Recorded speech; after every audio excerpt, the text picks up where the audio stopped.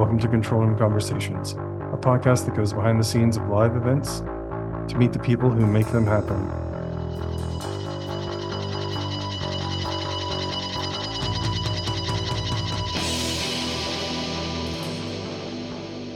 Well, welcome to Control Room Conversations. Our guest today is Sarah Walters. She's a former newsroom executive producer, and she's currently volunteering as communications lead with Sleep in Heavenly Peace. Really glad to have Sarah on here. I've been really enjoying her posts on LinkedIn talking about how our industry connects with the real world, and just love her vibe and everything else. And found Thanks. out that we have the Iowa connection, and that we both went to the same college, and we both worked at one of the same television stations. So it's Small world kind of wild, but yeah. representing in my coffee mug.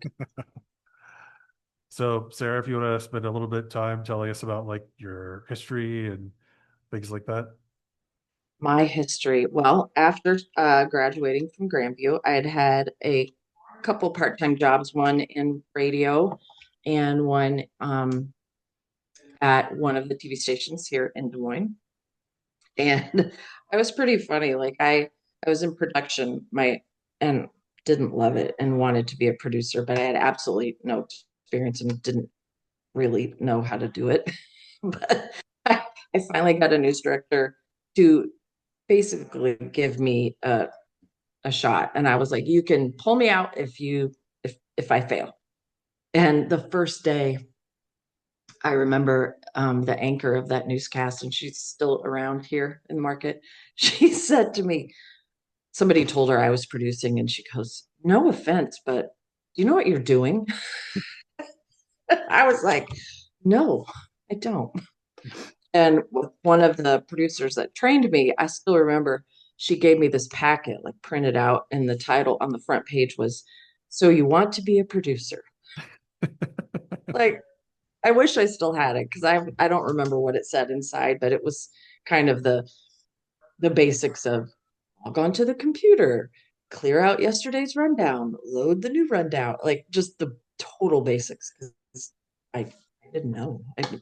So I started there as a weekend producer, and then moved up slowly. I started at Channel 5, then moved to Channel 8, which was funny because I applied for it was the same job, weekends, but I really wanted to go to KCCI because they just seemed like this powerhouse, legendary, you know, my parents had watched them. Anyway, I wanted to work there. And I did my interview and I came home and the news director called me and he's like, well, I want to offer you the weekend job. And I was like, I'll take it. And he's like, let me let me tell you how much it pays. Let me tell you what it is. And I was like, oh, okay, yes, I'll take it. I wouldn't have cared what it was. And after being there a while on weekends, um, I always wanted to travel and I always wanted to be in a big city. And so um, I got the opportunity. I was going on a vacation to Seattle, and my news director, Dave Buzik, got me an interview with the news director at CBS affiliate in Seattle at Cairo. And so I went to that, and they didn't have any openings. And so I remember I sat down, and he was like, the news director, Bill Lord, was like, well, I don't have any positions. So put his feet on his desk. I don't have any openings. So tell me why I should hire you. And uh, I was 25 years old. I don't know what I said. I said something and got hired as a full-time writer, which I wasn't even sure I didn't know those positions existed, because in Des Moines they didn't. And so I took that, eventually moved up to weekend producer, and I'd fill in. And after being there, fast forward, hated the weather.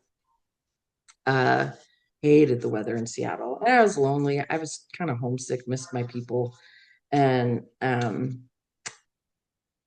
got a job in Chicago, which was kind of home like to me. I had a lot of friends from home that were there. My grandma was there, my aunt, my uncle, my cousins.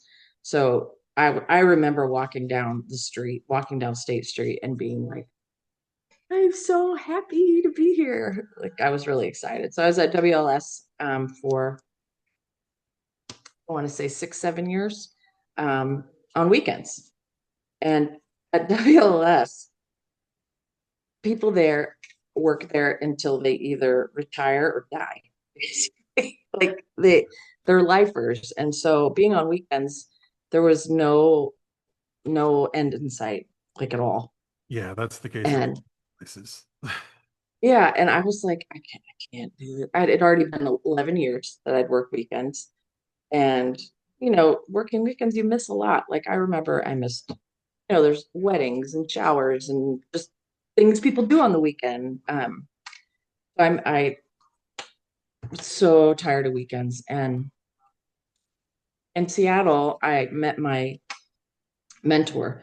And she was absolutely fabulous and wonderful. And she actually helped me get the job in Chicago. And we hadn't talked, I don't know, in a while. And I was working on Thanksgiving one year and just decided to shoot her an email and say, hey, what's going on? And she immediately called me and she was like, do you want to come work for me in New York? I say that in like her New York voice. Do you want to? And I was like, uh, oh, maybe, I don't know. So I eventually took that job with her in New York. She had moved from Seattle to New York and took that job and was there started out as a producer and worked my way up to executive producer and was there until 2016. So that's my kind of newsy background.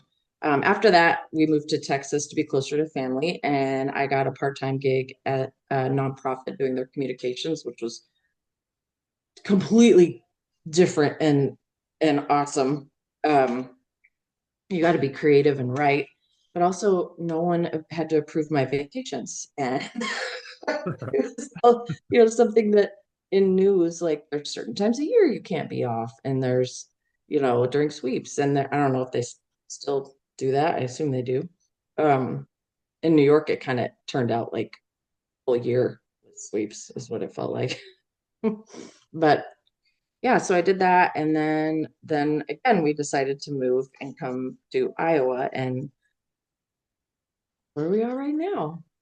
Yeah, which is a wonderful adventure, I'm sure. It was a big adventure. Yeah, yeah, Coming back to your and roots. fun. Yeah. Uh, but that's a long career with lots of wonderful things going on. Uh, so I guess one of the questions I tend to ask people as well is people outside of the industry tend to have an idea of what you do, and it tends to be different than what you actually do for the job. Uh, Yeah. it's kind of Uh, a two-parter question, which is what do you tell people who are outside of the industry what you do? And then what do you actually do? I think, I can remember many times when, I was a producer. Like when you say you're a writer for the news, that's pretty Right. obvious, right? I think people know what that means. If you say you're a producer, and I remember many times saying, I put the stories in order. I decide, what's first along with some other people. Um, I decide if something's going to have graphics or how long it's going to be. And then I time everything out to the last second. And then I always say, like, have you ever been watching the news and all of a sudden it just cuts off? Because I think everyone's seen that. Right. And even if they're not in news, they notice that and go, oh, hmm. Um, and I say that's a producer thing. They didn't time it out, and sometimes it might be beyond their control because the weather person wouldn't be quiet or whatever. But that's the kind of basic thing I would tell people, you know. And I think in reality that is true. That's what you do, but you also are doing like 500 other things at the Right. same time, um, and putting out fires Yeah. all day long. Yeah. Nonstop. Oh, yeah, yeah. So yeah, I think an executive producer. what does that mean? People don't know what that means either. And that, I think I would try to think of what I would normally say. It's like there's the producer that is putting the things together, and then I oversee that and make sure things are where they need to be. I make sure everything, or try to make sure everything makes air. I print the scripts for the anchors, they have paper scripts. Um, and then there's the other side of it, like scheduling all the writers, scheduling the producers. There's some more management type stuff with an EP, or doing the hiring and firing. Some, not everybody, but being in charge of freelance writers. Yeah, so there are approving vacations, juggling all that, finding fill-ins. That's the fun part. Yeah. Um, and I know I'm forgetting like 25 other things that you do when you're a producer, but it's also handling reporters and anchors and looking at reporter scripts, and making sure they included everything. Or the other big thing is looking at the show from top to bottom, and okay, did we say the same thing 3 times? Because that happens, like the anchor might say it, and then the reporter says it, and then maybe it's plugged in there again after the same exact same fact. So it's looking at that and making sure it's not repetitive and it flows. And oh, you don't want that stabbing story right before the story about, the litter of kittens was born somewhere, like that hard shift for ink, because that happens. Or like Oh yeah. maybe there was a story in between, but it got killed and the producer didn't realize what they have in a row, because that happens too. And keeping an eye on everything, Oh basically. yeah. It's like you have to have your eyes everywhere. Yeah, one of the things that I was running 3 cameras at once at one point, and they would cut stories, and there would be these points where I'd have to yell at the director and be like, "You can't do that because this camera will bump into the other camera that is live." Yeah. And that happens on air every once in a And while. because they tell you to. So, Right. And it's like, yeah. And but the other part of being a producer and an EP producer, maybe a little bit more so, is being able to be on that team in the control room, which there aren't as many bodies in there now, thanks to automation. But, before there was the audio, Chiron, director, technical director, right, and also the uh, floor manager, who isn't in the room, but, they're part of it too, and is making it so all those people can work together, because everybody in TV has known someone that makes it difficult for those people to work together. And that's not fun and usually doesn't go well. So it's being able to have fun and right. support people and make them feel, you know, that you're in their corner too, because you all have the same goal. Yeah. And yeah, so it's also that, like, just being a leader. Yeah. One of the best pieces of advice I had is that somebody in that group of people is having a bad day Hmm. almost every day. And we all Yeah. have to kind of like rely on each other and trust each other, and it builds like really fast friendships. And Oh, like you mentioned, yeah, the because bonding you and also like that. you go through some trauma, Oh, yeah. covering some horrible things. So you become really, really close very quickly, I feel like. Hmm. Yeah, that's part of the reason why I try not to do news as much as possible at this point, is because I've heard too many stories that I'm just like, this one's going to live with me for the rest of my life. Oh yeah, they You know, do. yeah. Yeah. There's also, more little silly things. Like one of the ones I always think about is like way back in the day, the Elian Gonzalez story started on a slow news day. Yeah. That was a Gosh, Thanksgiving morning.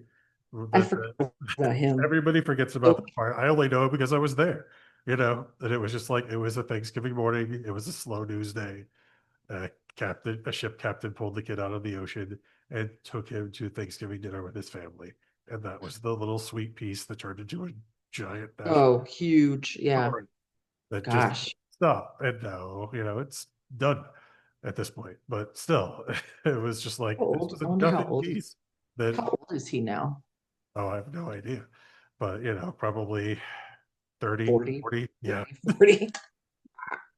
Yeah, So I remember you said it was Thanksgiving Day. I'm sure I was working. yep. I mean, I was there in the morning. You were probably there in the evening. You probably did the same story. We did it like three times. Mm-hmm. Mm-hmm. Sure I did. Yeah. But Gosh. And then also, like, one of the main things that I see a lot of producers having to do is, like you said, it is a lot of that talent wrangling, like especially like remotes and the feel and everything else, and Oh yeah. trying your best not to have them play something as simple as like one guy calls it like the throw the ball thing, where they're like, "Thank you, Ron. Thank you, Steve. Thank you for 5 minutes Mhm. each time," and it's like, no, we got to go. We got to get through this. We You're got to eating up precious time. yeah, we got to get to the weather guy. The sports guy's got He tells me he has 5 minutes, but that really means 10, you know. Yeah. So, Sports never wants you to cut them. oh no, no, never, never. They got, They think that they're, untouchable. I mean, the ones that I worked with are all building their own highlights, doing their own research. They're all like in Oh the yeah. little Hmm. universe that's outside of that like producer writing section almost completely. And they just Hmm. kind of come to you and go, here's a fully developed thing, almost like the weather comes to you with a fully developed thing. Yeah. At the same time, I also have a really good memory of being in Iowa and walking in from my lunch break and walking right up to the weather guy who was there and going, "It's snowing," and, Right. and Did you he's know like, that? and Have you looked he's outside? like, "What?" And I'm like, "Yeah, I just did your two previous newscasts, and Didn't say that. it's now." Yeah, I think I've known several weather people who would go stick because a lot of times newsrooms don't have windows, Right. and um, there were more than one weather person I remember would go stick their head outside before the weather report just Yeah. to check and make sure whatever they think's happening is happening. Probably a good idea. Little things, little fact checks, no big deal. Yeah, that's funny. Hey, it's snowing. It was just literally a dude. But yeah, it's a wild environment that we've been living in, that we work in occasionally. Hmm.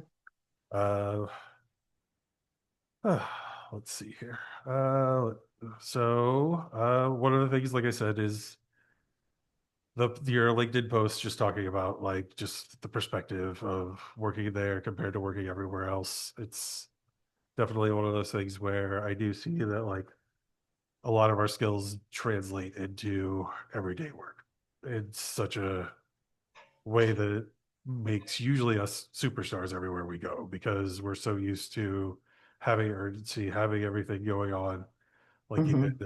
one of the things that I was thinking about today is one of the good things that I have from my news experience is all the breaking news experience that I've done, because Sure. that makes it so that I am prepared for anything always. Hmm.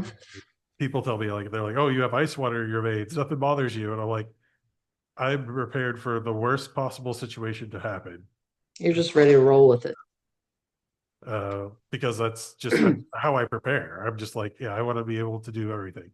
So, but then it also makes something as silly as like I did a little monster truck thing recently, and I was trying to get more crowd into it, and the guy's wife and daughter and son were there. So I just was able to be like, oh, let's mix that together real quick. Let's bring Sure. it back.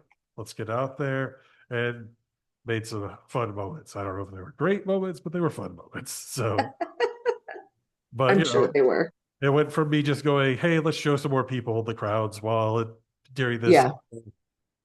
2 to 3 minute break that's kind of not entertaining. Let's just show some fans. So, let's mix in some fun. And then Yeah. that became something big. And I'm like, yep, I can roll with that real fast. I don't sit there and Mhm. go, oh, next day I'm like, oh, maybe I should have done. That's usually never the case. No. No, because you just learn like whatever happens, good or bad, great, move on, next. Yeah. You kind of have to, you can't stew on things. No, Yeah. you have to keep moving forward. It doesn't do any good to sit and cry over whatever it was. You have tomorrow. Move on. Yep. Don't So take let's shift gears again and say, if you were to talk to somebody who is starting off in this industry, what sort of advice would you give them? What sort of things would you tell them? Well, I think one thing I would say, and you and I talked about this before, uh, is that you have to decide if this is really what you want to do. And are you just looking for a paycheck? Like what I think you have to be willing, unfortunately, to work crappy hours for little pay. And hey, nobody wants to do that. But if this is really what you want to do, you do that and you work hard. And for example, me working weekends 11 years and then moving up, moving up, moving up, and doing the work. That's what it takes. And some people don't want to do that. And I would say, think about that before you decide this is your career. Think about it. All sounds horrible. Think about working overnights and working holidays and missing important events in your life. And you just have to decide if that's what you want to do or not. It's kind of like, people who work in hospitals, they don't close, kind of same thing. Yeah. Um, I talked to one guy about this and he literally said, don't. He said, don't do it. That was and then he listed all the things that you were listing. oh, And that's, it's also one of the big differences between being full time and being freelance is that yeah. I can say no to a lot of, Mm-hmm. Mm-hmm. I might not ever come back if I say no too many times, Right. or, They might stop asking. and that's a big fear.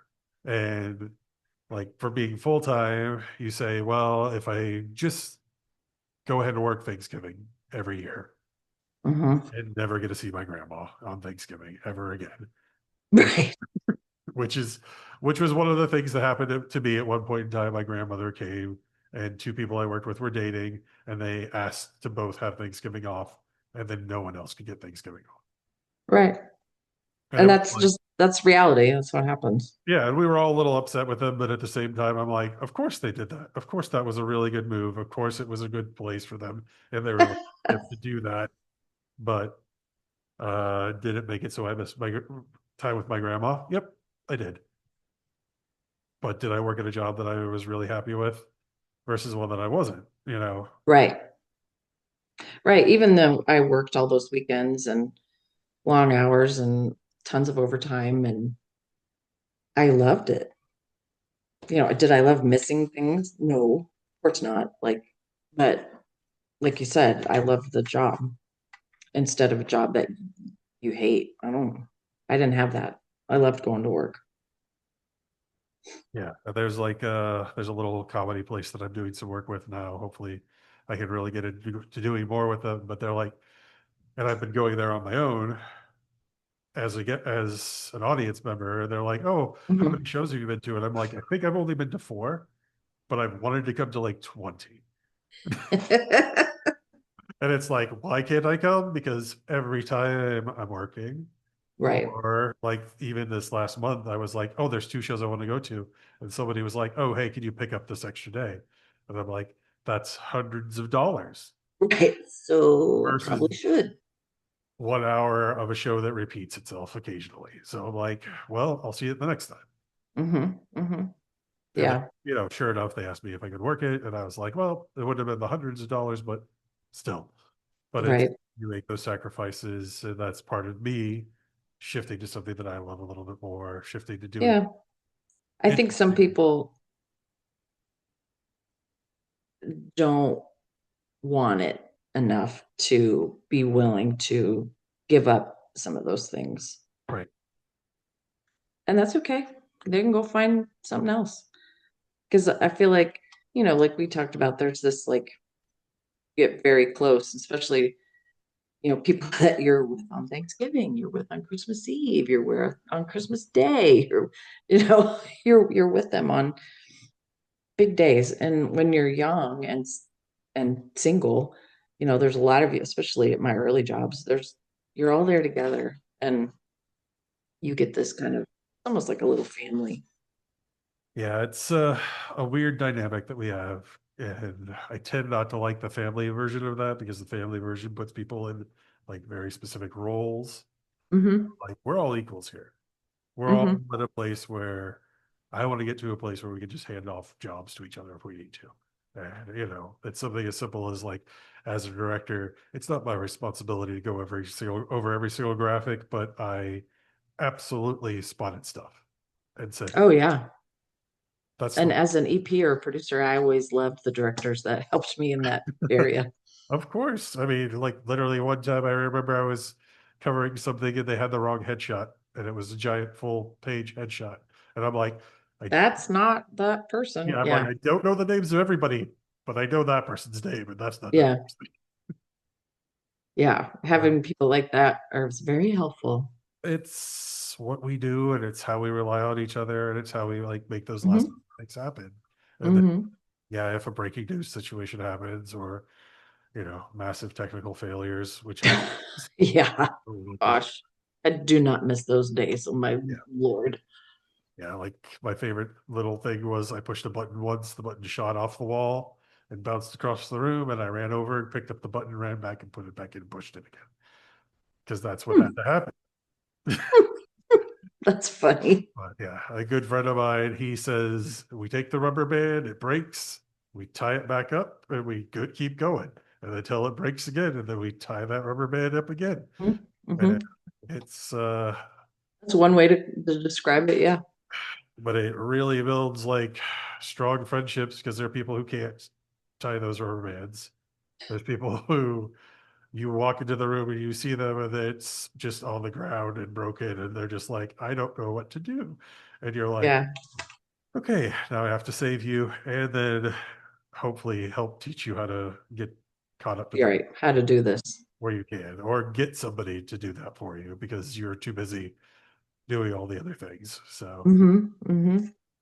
but I'm like, I always admire all the prep work that producers have to put in and all the writing and gathering of the information and checking and all of that stuff. It's just, It's a lot. it, I it, don't think people it's a realize. lot. It's like I, nonstop.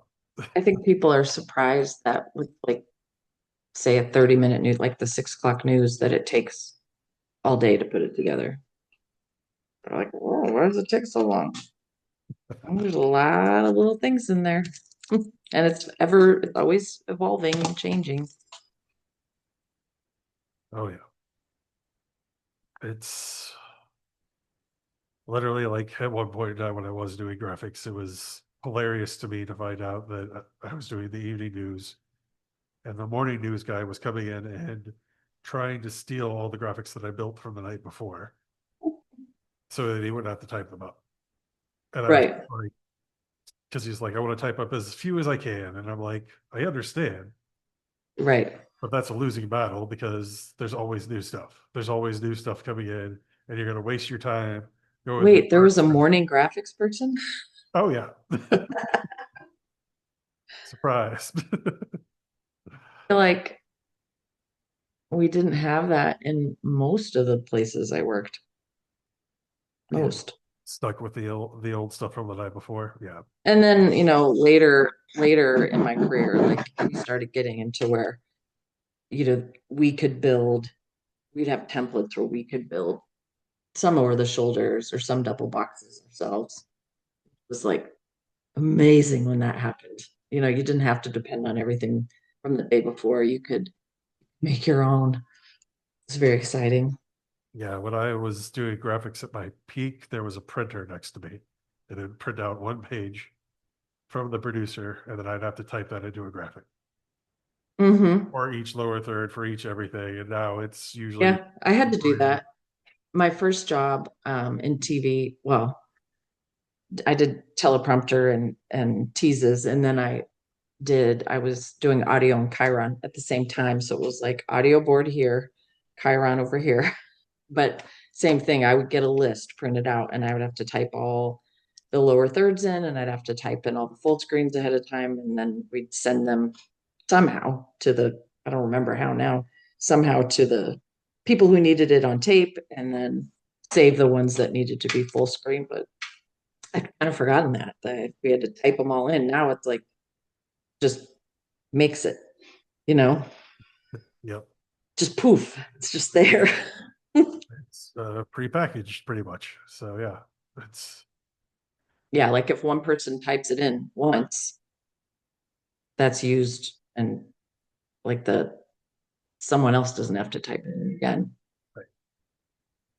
But that's, that's also part of like being in more of a leadership position for something like that is it's kind of like what you mentioned before, where you have to kind of get everybody on board before you make the turns that you have to make, before Hmm. the shifts that you have to make. Yeah. Because it's one of the things that I keep trying to say now about like directing is like I do a lot of work before I go in the room Oh yeah. to make sure Most everybody of it. knows what's going on. And I do a lot of work to set everybody up to succeed. And, one of the more interesting terms that I've had to create is instead of telling people to stand by, I have to say stand down because Yeah. everything's changed. And we're going in a completely different direction. Right. Throw it out. Yeah.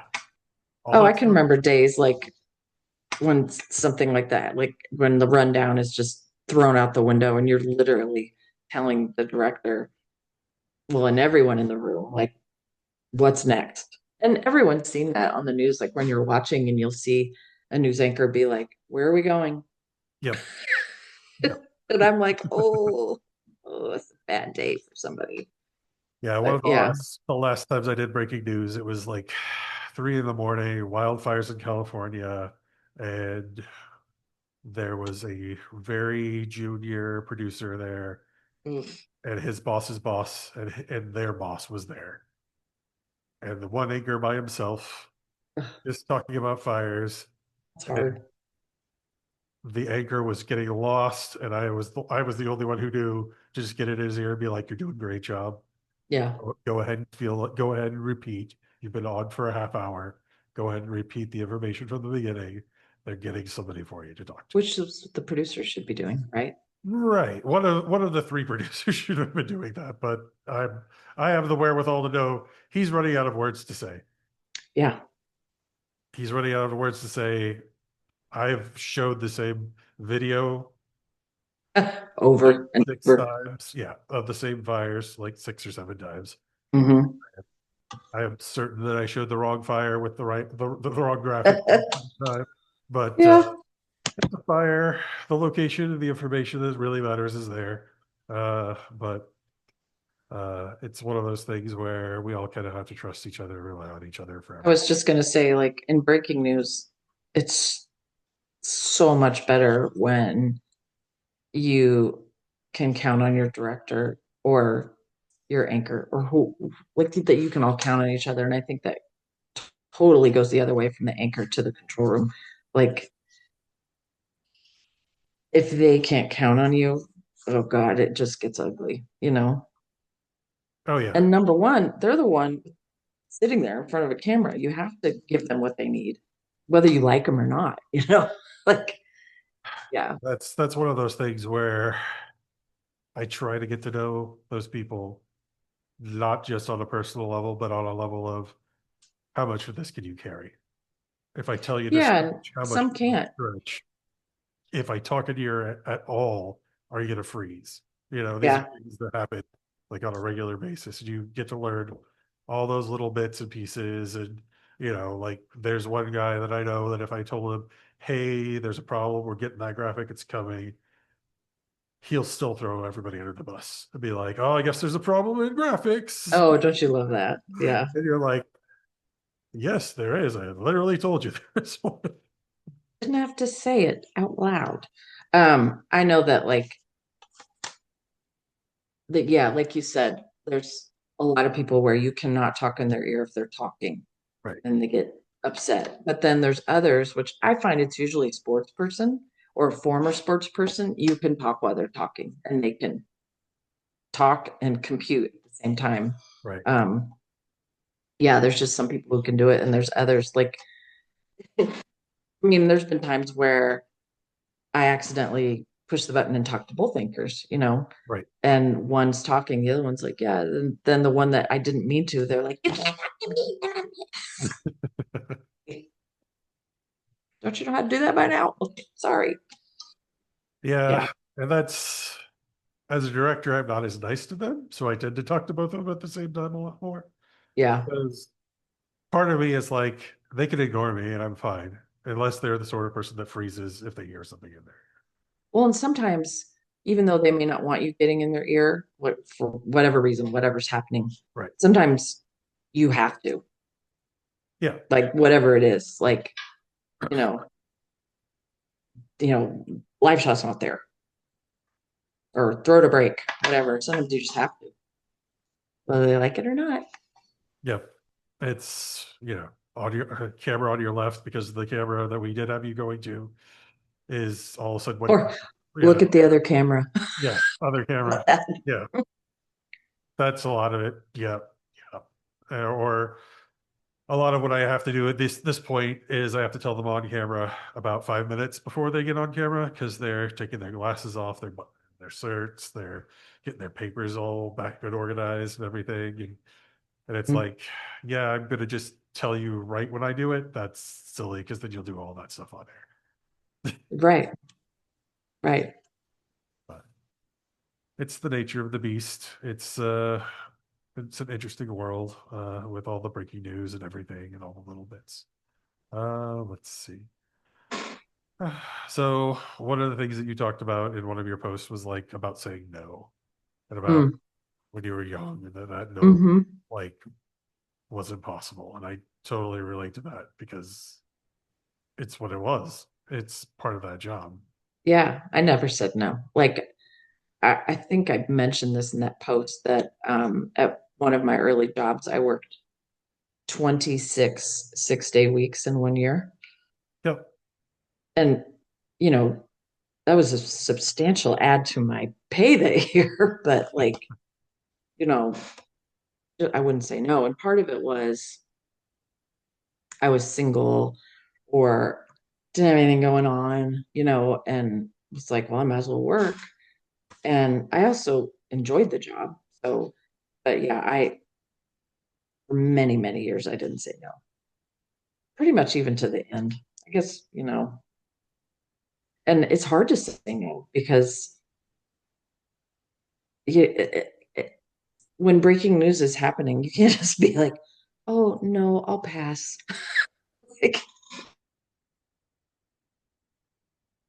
and if you're that team player that's going to be there and it's going to show up or not. And if the answer is no, maybe it's not for you. I don't know. It's a demanding thing. Yeah. And that's, you were talking about like breaking news happening. And like one of the things for me was when 9/11 happened, it happened on one of my days off. Hmm. And I was still in news. And I was one of the very few fortunate people that didn't get called in at that point. Oh, wow. And What city were you in? I was still in Des Moines, Hmm. but it was one of those things where I was just like, I was really glad that I didn't get called in and get roped in, and that they were at least smart enough to realize we need to have somebody come in who's fresh Yeah. Yeah, the next day. that's true. I was in Seattle and I remember because I worked 3 to 11 or three, whatever, 12, and Right. you come home and you stay up late. So I was sleeping that morning and my phone kept ringing. I had a landline and it kind of like was in my dream too. Like, I was dreaming and there's the phone ringing and I'm like, oh my gosh, who's calling me in the morning? Like, I realized that it's the real phone. And so I answer. And my girlfriend was like, are you at work? And I said, no, I'm asleep. It's like, 7 in the morning. Or I think it was like 6. It was early because of the time difference. And I was like, no, I'm not. And I didn't have caller ID or any of that. So she's like, turn on the TV. And so I get up and I turn on the TV and I'm like, oh my God. And just like ran out the door and went to work immediately. And I remember being there until I remember sitting in like somebody's office like that night at whatever time it was, watching after we got off the air and just like physically and emotionally exhausted. And that's on the other side of the country. So, even different in New York, especially later when I worked there and met people who were there or met people who covered it or were on the air that day. And Right. yeah. Yeah, it was a very taxing time for at least a couple months after that. Yeah. And we were Hmm. pretty much always reporting something Hmm. hmm almost every single day about what was going on. For a long time. Yeah, Yeah. months and months. So, but uh, it's part of that job. It's part of that world. It's Hmm. like you said, you got up and went in. I thought about it. I I literally, remember tripping over the newspaper on the way out. Like I didn't even pick it up because I knew it didn't matter. yeah, It was outside my apartment. I just like tripped over it and ran to my car. I didn't shower. I didn't just like got dressed and was like, "Ah." ran in as the cavalry to try and help out in any way you could, I'm sure. Yeah, because I normally wouldn't have been there until 3, but went in whatever time that was. I don't know. It was right in the middle of when everything was happening. Like when I turned on the TV, and then I remember when I walked in the newsroom was when it was either when the second plane hit or the first tower fell because I remember seeing one of my coworkers at her desk like watching and going, and I was like I ran over to see what it was. I remember seeing that when I walked in. So yeah. Yeah, it was a very big, impactful moment, that whole thing. Uh, what would you say would be the inspiration that got you into this field in the first place? I like to talk, Yeah. I guess. I don't know. Um, yeah, I mean, I don't know if I can say one specific thing. Um, I think one of the reasons I liked it is because it's something different every day. Right. You're always talking about something different, learning something different, doing something different, and that kept my attention. Um, and I like to write. I don't have this like big moment that made me want to do it. Yeah. I was talking to some people about it and I was like going back and I'm like, it goes way back for me. It goes way. Yeah, It's like every time I was like, well, there was this. And then I was like, oh, wait, before that, there was this. Before that, there was this. interesting. Yeah. And I mean, if I do have that kind of moment, I'm forgetting it. it's how it goes. And then I guess one of the last things I wanted to talk to you about is just did you how did you feel being a woman in this industry? I mean, I know for me and my perspective, a lot of women get put in producer roles. It seems to be a little bit more women heavy, but still there's a lot of just male dominated situations. And being in an executive role also is something that tends to be more of a male dominated sort of scenario. I have seen women in those roles as well, but it's definitely something that I've seen as more of a male dominated The position. EP. Yeah. I don't know. Like I would say in New York, I didn't feel like it was male dominated. I mean, there were a lot of females, Sure. um, and some in leadership. Um, I do know that at one of my first jobs, it was still kind of the good old boys kind Right. of vibe. And I remember there was one, I can remember his name, even I won't say it, but there was one guy who was completely inappropriate. And, I was probably 22, 23, and very new, and just new to being in the workforce in general, whatever the industry. And I remember him saying inappropriate things to me. And I went to another man who I thought was kind of the person I'm supposed to go to tell that this had happened. And he was just like, oh, come on, he's just being him. And it was like, hmm, oh, okay, I guess I'm overreacting or whatever, you know. And it's funny now, like 30 years later, to think back, like, no, that's not okay. Like, Right. and nothing happened. Like, you didn't do anything. But in today's world, you can't say stuff like he said. And the guy who blew it off and didn't care, also, you can't do that anymore. So, and I know that the one that I went to, I know he's still working.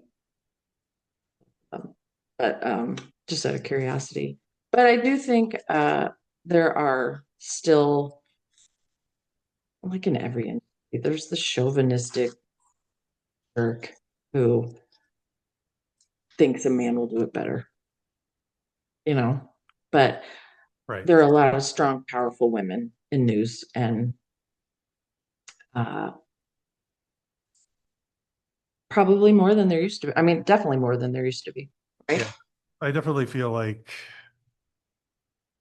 one of the things that I saw a lot of was women who were writing or anchoring and writing and helping the Hmm. producer more than I saw women who were just sitting back and reading copy. I did see that a lot, Hmm. but not as much. Or like the being in Iowa a little bit more, there wasn't so much the weather girl running around who Oh, yeah. has Yeah, no I credentials just because of tornadoes and things like that. feel like I had more male meteorologists than female over the whole Sure. everywhere I worked. More more of them were men. And I don't know why, like, not for any particular reason. There were women too, but and I also had both in sports, men and women. Um, yeah, pretty equally split, I would say. Yeah. And it's definitely, like I said, like the news seems to be a little bit more like I'd say about 50-50 men, female almost versus like my experience in sports, the sports world, it's much more heavily male dominated, Yeah, much more, you know, for sure it is. testosterone But driven and a little bit more of that, a guy can do it better situation or these roles are guys roles, these roles are girls roles. And I'm just like, um, no, these roles are for the people who are willing to do the work and able to hmm. do the work and, can do it well and who show up and put in the effort. Hmm. It's one of the things as I get older, I'm like, I want to hear all the voices. I don't want to just hear my opinion. I don't want to hear that whoever's yelling the loudest opinion.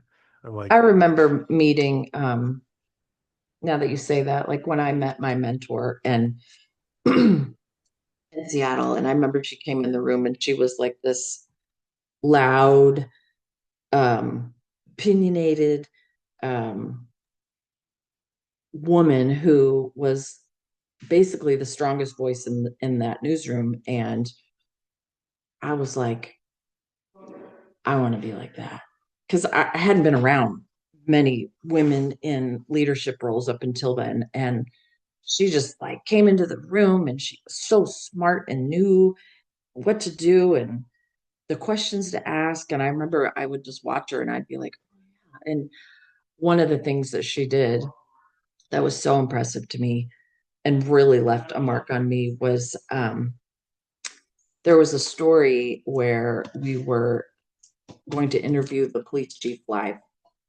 and it was about the earthquake in Seattle that had happened, but also what had happened just before that was a horrible, horrible murder. And I won't go into those details, but when we set up this live interview with the police department, the police chief to talk about earthquake stuff, they said you cannot ask him questions about the murder. And it was like, wait a minute, what?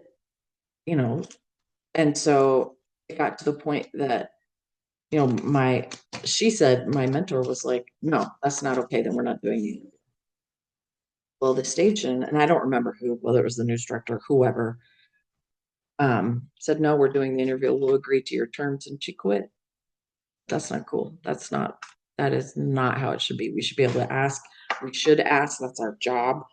And, um, wow, that's right. Like, I was just so impressed because anybody do that and like stand up for something like that. And I thought that was amazing and cool. And yeah, and I always thought of that afterwards.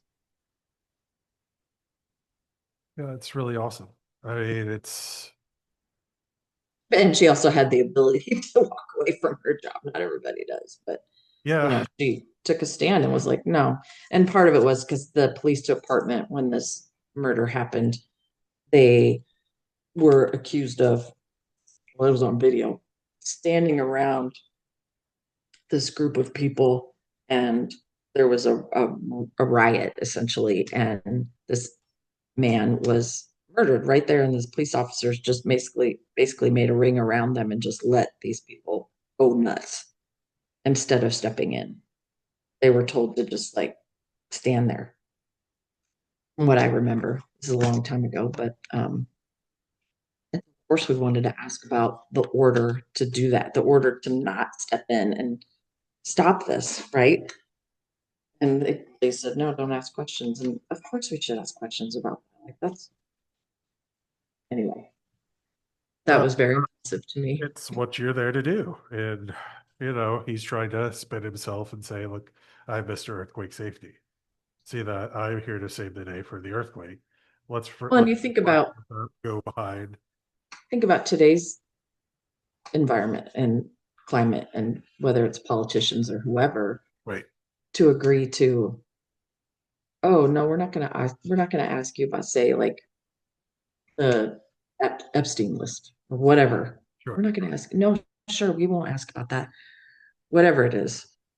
No, that's not okay. And I think that's kind of lost with some of these. Yeah, and it takes a lot of integrity to stand up and to really speak up. And like I had a moment at one of my jobs in the last year where people were joking about something that was happening, and I found out that it wasn't a joke and that it was real. And I literally the next day went in and it was like, this is what we're doing to my supervisor.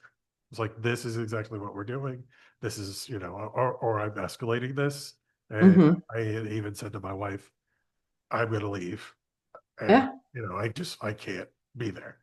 And whether or not we could afford it and everything else wasn't even in my brain at that point. It was just like, yeah, it's unethical and it's horrible. And you reach a line. Hmm. For sure.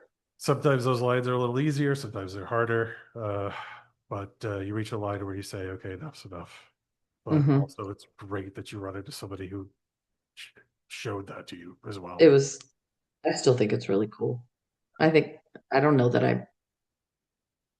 I've ever known anyone else to, I mean, you hear like, even like in the last, what, 9 years, doing that, over different policies, kind of at the higher levels of news, but you don't hear about that very often.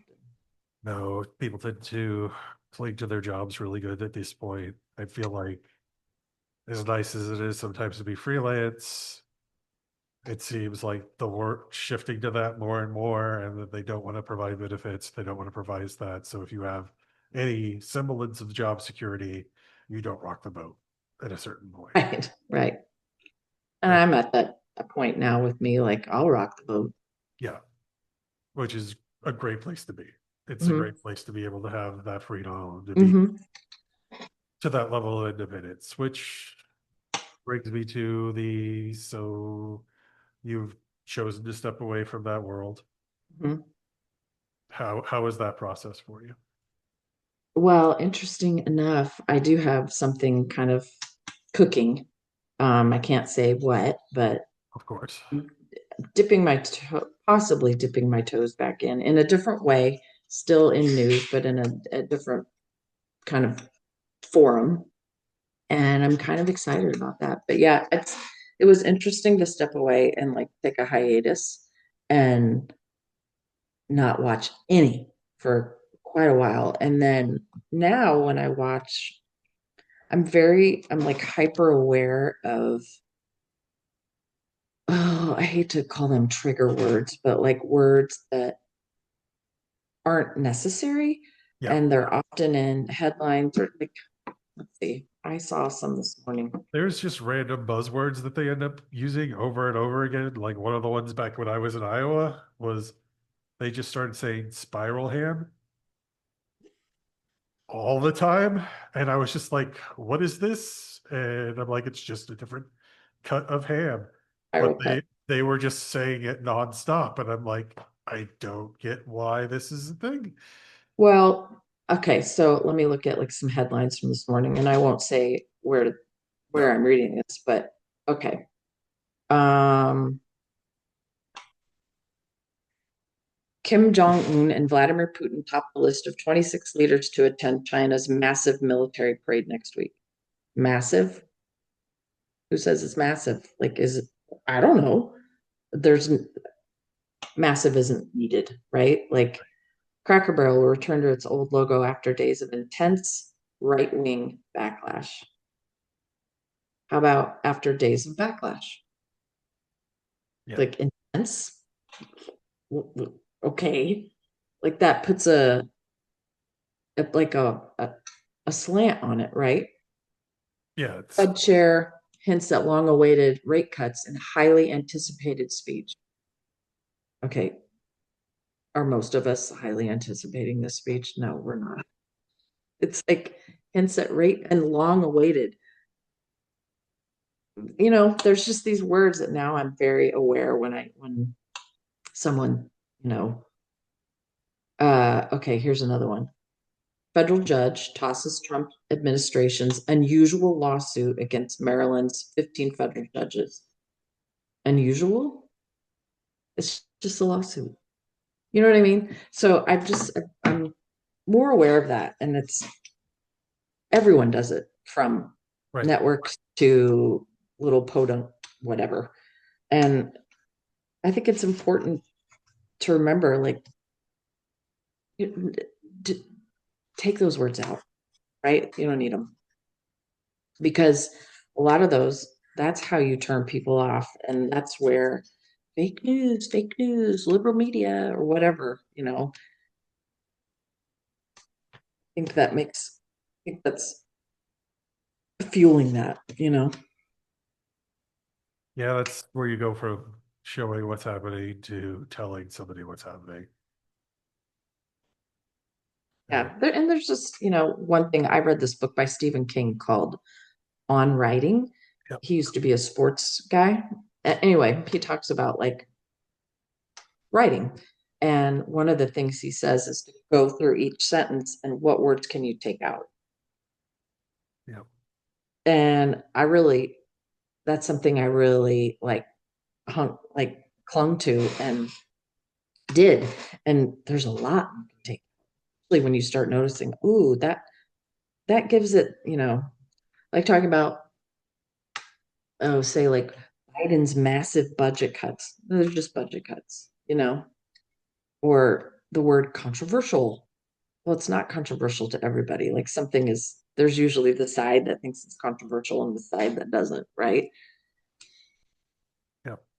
Just something to think about. Well, I'm glad that you had a little bit of time to step away from the career, get some different perspective uh, Yeah. with everything. And I've been really glad having you on this podcast and Thanks for having hearing me. your opinions and everything. And it's been my pleasure. And just thank you so much. You're welcome. Is there anywhere that people can find you that you want to share or anything like that? On LinkedIn. Okay. You can search me on LinkedIn. LinkedIn. Okay. That sounds great. Cool. Well, thank you so much, Sarah. All right. Have a good one.